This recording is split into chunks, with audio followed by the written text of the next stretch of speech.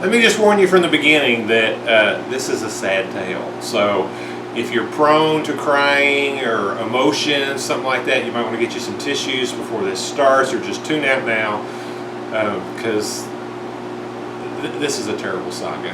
Okay, so let me just tell you, a lot of y'all watched my video on installing pistons. So, and then people have kind of been interested in an engine video, a rebuild engine video following that. Well, let me just start, there isn't a rebuild engine video, because this tale went on and on and on, and I kept thinking, well, I'll video the next thing, but it was so depressing, I just tried to get it over with, and it never did. Anyway, okay, so let me just start from the beginning. That's where that stories start from the beginning, so let's start from the beginning. Okay, so April the 9th, I'm out, happily, beautiful spring day. I'm out bush hogging my field. Grass is about 2.5, 3 feet high, something like that. Knocking down all the old brown grass from the winter. And driving along, and I'm like, do I smell coolant? And it wasn't a strong smell or anything like that. And so I looked down, I looked at the temp gauge, and it's running just a little above medium, which is a little above in the middle, which is where it normally runs when I'm, bush hogging in the heat. So I thought, well, I better pull over and check. So I went to pull out of the grass, and I got about 10 feet and it died. So I'm like, great. So I get out and I look, and on the side, so I've got an MX 4800 tractor, and it's a Kubota MX 4800 tractor. And on the side of it, it's got the oil filter attached to an oil cooler, and there's a little cooling line that goes to it. I guess it's an oil cooler or something like that. So anyway, that little line, I look it all over, and that little line, there's little wisps of either smoke or steam, and it's going to the oil filter, so I'm thinking it's oil, and maybe it just got so hot that it has, melted this hose or something. So anyway, I get a whiff of it, and it's coolant. So I'm like, crap. Go to open up the coolant thing, which you're not supposed to do when it's hot, but I check it, and it's empty. So I go around, I pull the dipstick, and it's got plenty of oil. I smell it. It's not burned, doesn't smell burned. And I'm like, well, maybe I'm okay, we'll see. So what happened was that little line going to the oil filter had got a little hole in it. A stick must have hit it, a rock or something, I don't know. But anyway, it had a tiny little hole in it. All the coolant ran out. And I mean all the coolant ran out. So I go get the hose the next day, put it on there, fill it up with coolant. Well, actually I put water in it, because I was like, if I got a problem, I'll just fill it with water and then I can change it out later.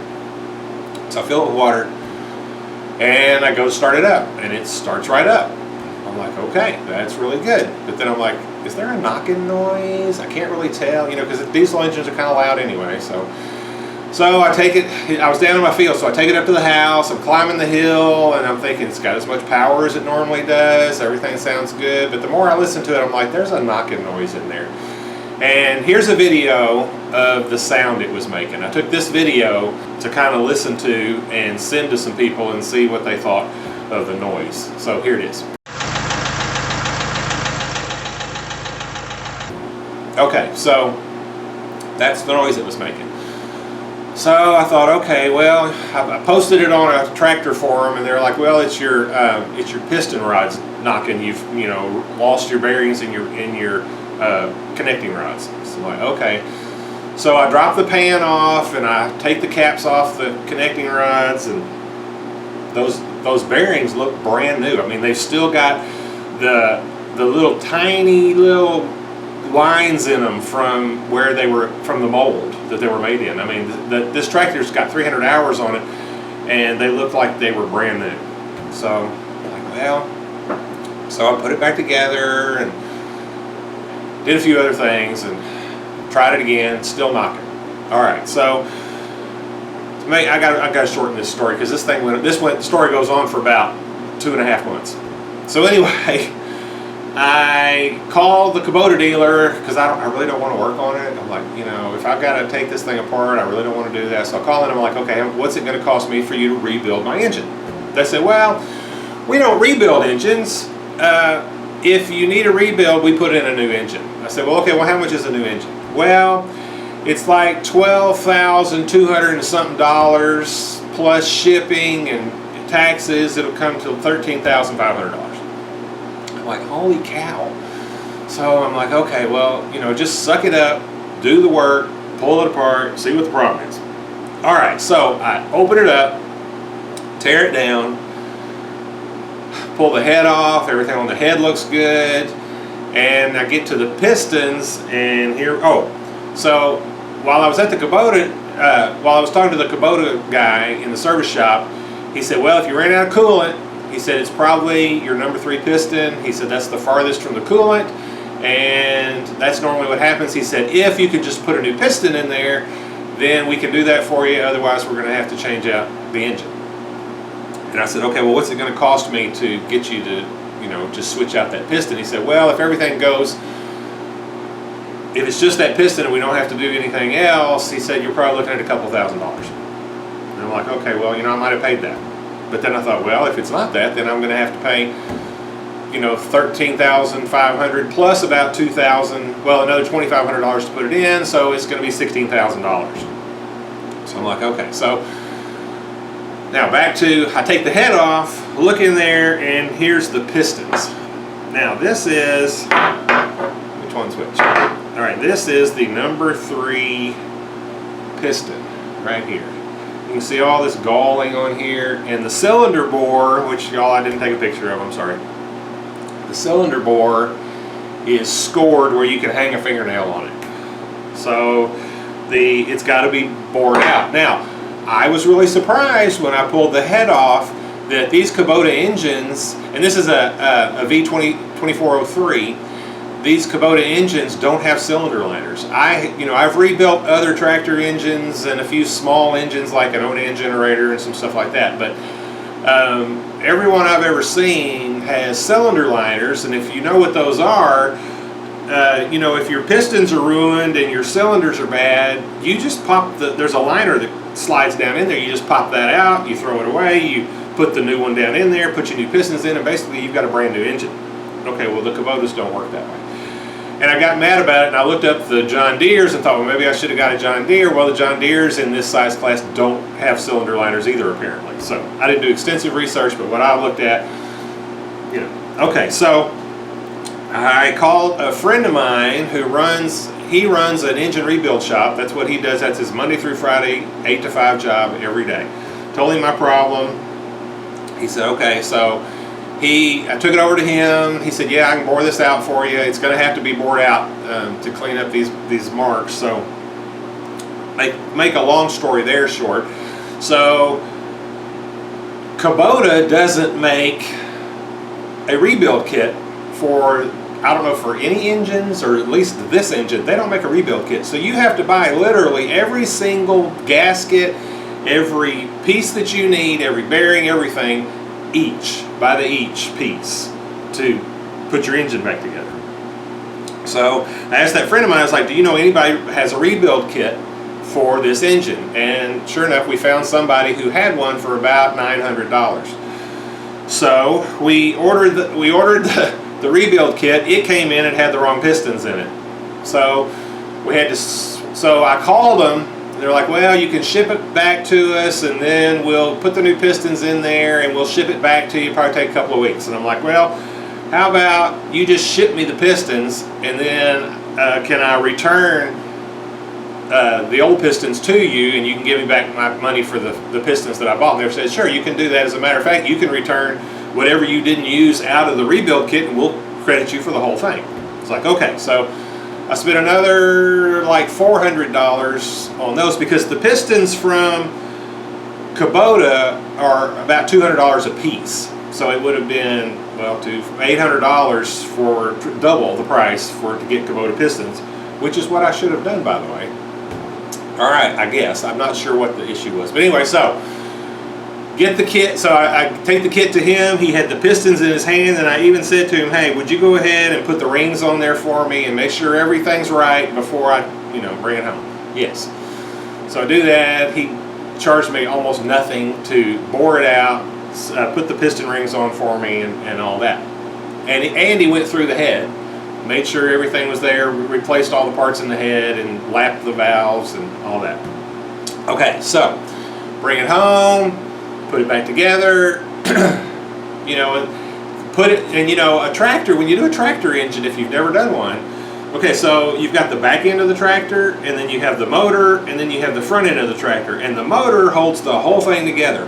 So in order to take the engine out and get it bored, you have to take the tractor apart. You have to split the tractor, take the back end off, take the front end off, and then you're left with the motor, and So anyway, I rebuild the motor, and that's what you saw me putting the pistons in, and then put the tractor back together. Here's a video of me firing it up. All right, here's the first start, and the ejectors aren't fueled up, so it's going to take a little bit.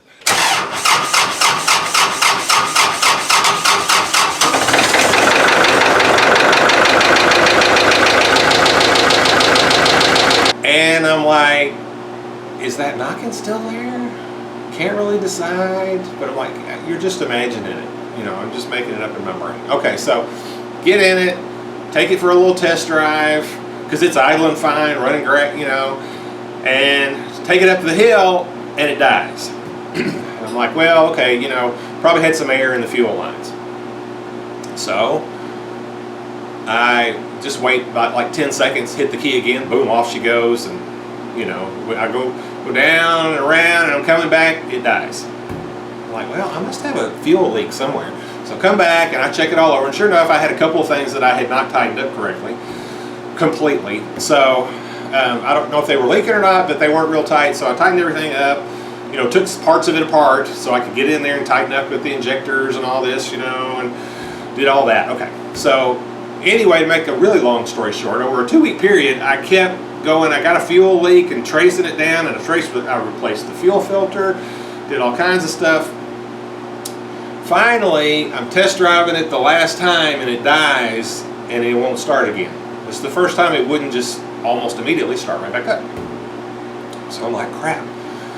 So I get my truck, I drag it back up to the house, and try to think what I can figure out, because I've done everything I can think of over those 2 weeks to try to figure out what might be the issue, because I'm like, it can't be my pistons. It can't be the pistons and the bore, because I just replaced them. They're brand new. All right, so finally I go get a compression tester, which, by the way, Harbor Freight has a compression tester, and it's a complete piece of garbage, because when you test how you put the gauge on there, and when you run it, your needle will go up and stay. Well, their needle doesn't stay. It's got a little valve where you can let the pressure off so it can go back down, but there's no need for that valve because it never stays up. So anyway, but I was able to test it enough to figure out that I had no compression, because it was only going up to about 100, and on a diesel you're looking at 400 to 600, somewhere in there, compression on it. So I'm like, oh crap, so I got some kind of problem there. So here we go, tear it down again. Now, so I get down in there, and now not only do I have, okay, so when I first messed up the pistons, this is the number 3 piston right here. This is the number 4 piston, and it's got a little scuffing and some damage on the sides, okay? The other 2 were perfectly fine. There was no problem at all. Okay, so now when I open it up, all 4 of my cylinders are ruined. Cylinders are ruined, pistons are ruined, the whole thing is crapped out. There's plenty of oil. I feel around you, there's a nice slick of oil in there. It's all good. I don't really know what happened. When it would die, it would run just fine. It would idle forever. You could take it out and run it around at a regular speed, but when you got it up to, kind of a heavy compression, that's when it didn't die every time, but eventually if you were running it, not lugging it, but if you were running it, up a hill at a good pace, by the time you got to the top, it would die.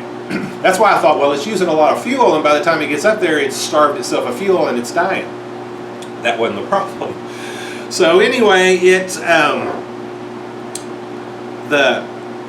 all my cylinders were scored. Okay, so you get one shot at this. That engine block, the walls are thin, and so, you know, it's conceivable that you could bore it out and put a sleeve of some sort in there, but I'm telling you, the distance between those pistons is not much.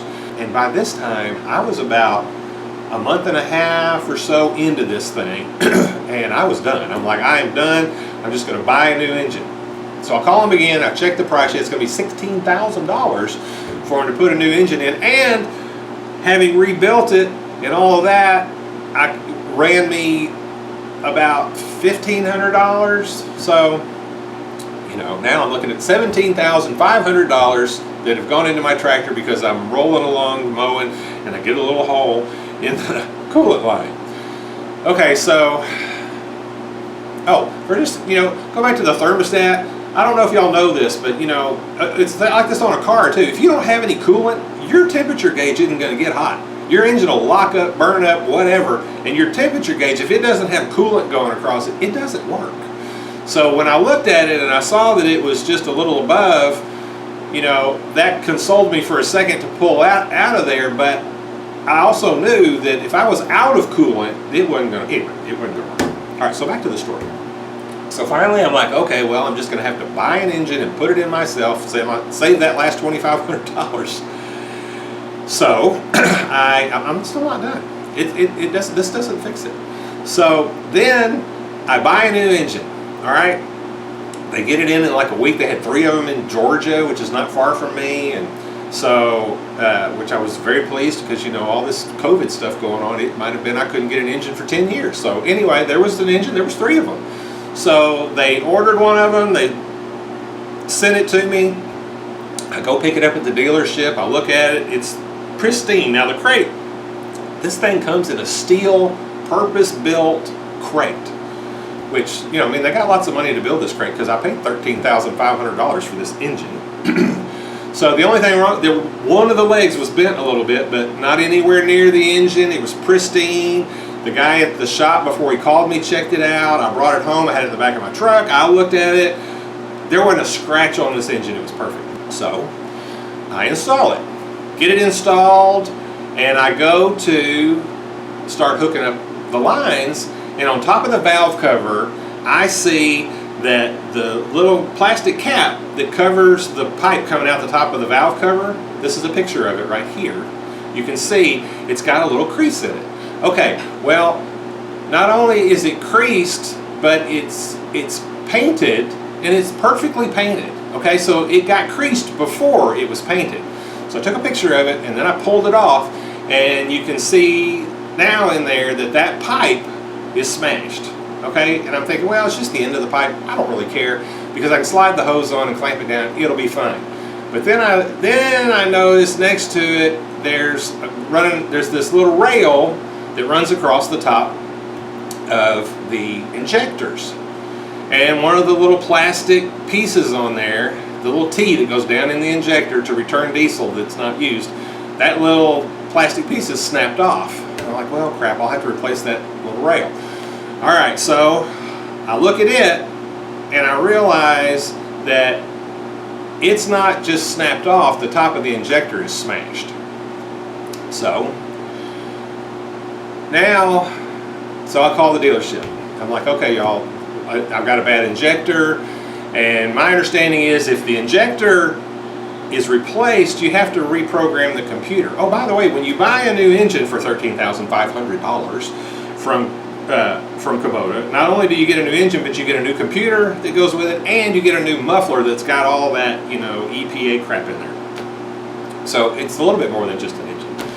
So anyway, they were going to have to, so I'm like, they call, you know, it takes a few days, they call Kubota, they're like, yeah, we'll cover the damage, because I'm like, y'all, this happened at the factory, because my dealership, they were really apologetic that they didn't catch it. And I said, you couldn't have caught it. I didn't catch it. I looked at it with all the wrappings off of it, because at the Kubota plant, which they're made in India, you know, so probably the guy who smashed it in India just had to cover it up, because if he hadn't, he'd have been fired or something. So, but anyway, because you could tell from this cap that it was painted, it was smashed and then painted, because y'all know, if you smash a plastic cap after it's painted, the paint's probably just going to come off. it's definitely going to have a scuff or something. And then, so the damage that hit that also hit that injector. So anyway, they ordered the parts, sent them to me, and I got the parts installed yesterday. They're coming out today to reprogram it. They're supposed to be here this afternoon. That's the other thing. So then I called yesterday, I got up early, got parts put on there, called the dealership because I had called the service department when I ordered the parts. I called the service department and I said, hey, I'm ordering these parts. When we get done, you guys are going to have to come out and reprogram it. And they're like, well, we don't come out. You'll just have to run it by. And I said, there's no running it by because it doesn't run. So you guys are going to have to come out. So anyway, we finagled that around. They were going to come out, and I talked to finally I talked to the service manager there, and he said, oh yeah, no problem. We'll come out. And I said, now, do I need to go ahead and schedule an appointment? Because I don't want to call you and you say, oh, well, it's going to be a couple of weeks before we can get out there. And he said, oh, no. He said, I'll come out and do it. I'm usually, he said, now I can't promise you the day you call I'll come because if a bunch of people call in, I can't. He said, but probably if you call me, I'll come right out and do it. And I was like, that is great, awesome. So anyway, yesterday morning, I finished it. I call him, and he's not there. He's out of town. He's in meetings out of town, corporate meetings, blah, blah, blah. I'm like, great. So they say, well, the soonest we can get to you is like almost a week away. And I said, well, this is what I was trying to avoid. So anyway, long story short, they call the guy at the meeting. He's like, no, you're going to need to take care of him either today or tomorrow. So anyway, they're supposed to come out this afternoon and program it, and hopefully we'll get it running. If not, this saga will continue. But y'all, this has been like a 2.5 month thing. So anyway, stay tuned. If they get it programmed this afternoon, then I'll be back and with a smile on my face. I've been trying to keep it on here the whole time, but I'll give you the good news. All right, see you either this evening or tomorrow morning. Okay, smile. It's done. The guy just left, and it's running great. Here's a video of the sound that it makes now.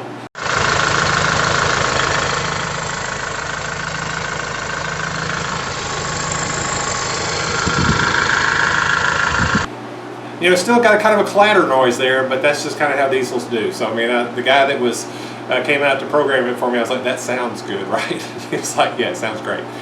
And I ran it around, and it's running good now. So I think this saga is over.